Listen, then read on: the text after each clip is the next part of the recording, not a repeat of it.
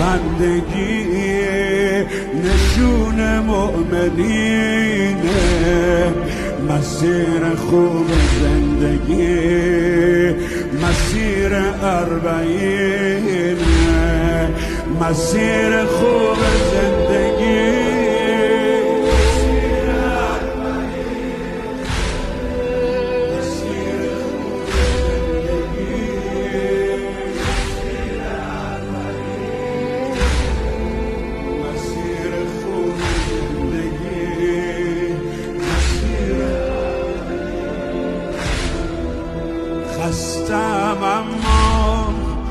خستم اما